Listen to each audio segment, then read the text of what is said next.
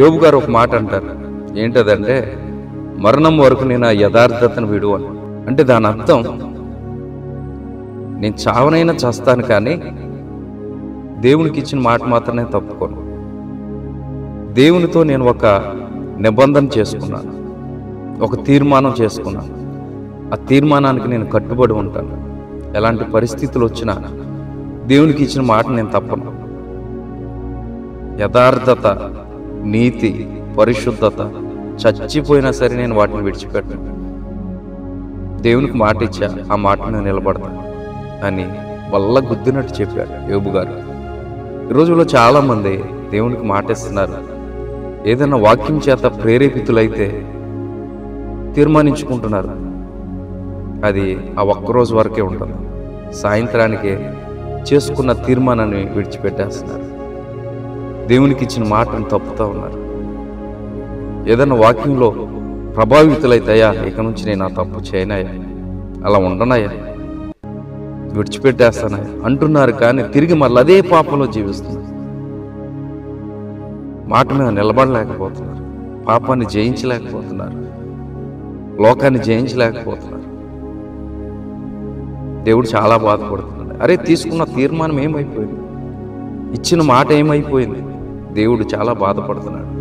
కానీ యోబు గారు ఏమంటున్నారు తెలుసా? నేను చచ్చిపోయినా సరే దేవుడికి ఇచ్చిన మాట మాత్రం తప్పనో, మేరనో, దాటనో. చేస్తే అలాంటి భక్తి చేయాలని మనం తీర్మానించుకుంటున్నాం, మాట ఇస్తున్నాం, మాట తప్పుతున్నాం. ఈ లోకంలో మనుషులైన వారు కూడా మాట ఇచ్చి మాట తప్పేవాడిని ఎవడో లెక్క చేయడు, అసలు కనీసం లెక్క చేయడు. అదే మాట మీద నిలబడేవాడిని చూడండి, ఇస్తా అంటే ఇస్తాడు, వస్తా అంటే వస్తాడు, చేస్తా అంటే చేస్తాడు. మాట మీద నిలబడేవాడిని చూడండి, ఎంత గౌరవిస్తారు, ఎంత విలువిస్తారు. మరి దేవునికి నువ్వు ఎన్నిసార్లు మాట ఇచ్చావు? అయ్యా, ఇక నుంచి నేను అలా ఉంటున్నాను. జనవరి 1 వస్తే ఎన్ని తీర్మానాలు చేసి ఎన్ని సంవత్సరాలు గడిచిపోయినాయి. అయ్యా, ఇక నుంచి కంటిన్యూగా బైబిల్ చదువుతాను, కంటిన్యూగా ప్రార్థన చేస్తాను, కంటిన్యూగా ఉపవాసం ఉంటా, సరి అయిన భక్తి చేస్తా. ఎన్ని తీర్మానాలు చేసుకున్నారు? ఒక్కటన్నా నెరవేరుతున్నారు?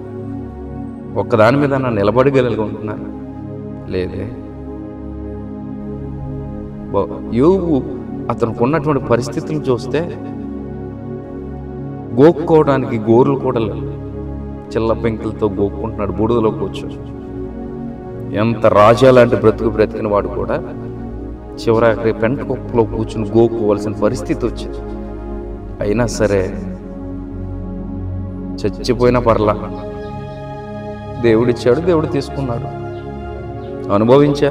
అన్నీ ఇచ్చాడు దేవుడు, అనుభవించా. మళ్ళీ దేవుడు తీసేసుకున్నాడు, రిక్తునిగా మారిపోయా. No problem. కానీ హృదయాంతరంగాన్ని మాత్రం పరిశుద్ధత, నీతి, యథార్థతను మాత్రం సచ్చే వరకు నేను విడిచిపెట్టాను. అది నిజమైన భక్తి, అది నిజమైన మారు మనసు, అది నిజమైన బాప్తిసం, అది నిజమైన రక్షణ, అది నిజమైన క్రైస్తవ జీవిత లక్షణం. మాటిస్తున్నావు, తప్పుతున్నావు, విలువ లేదు. మనుషులే నమ్మరు నిన్ను, దేవుడు ఎలా నమ్ముతాడు? మాట మీద నిలబడి చూడు, దేవునికి ఇచ్చిన మాటను పోషించుకో. మనుషులు నమ్ముతారు, దేవుడు కూడా నిన్ను నమ్ముతాడు. మనుషులు ప్రేమిస్తారు, దేవుడు ప్రేమిస్తాడు. మనుషులు విలువిస్తారు, దేవుడు కూడా నిన్ను విలువగా చూస్తాడు. Thank you.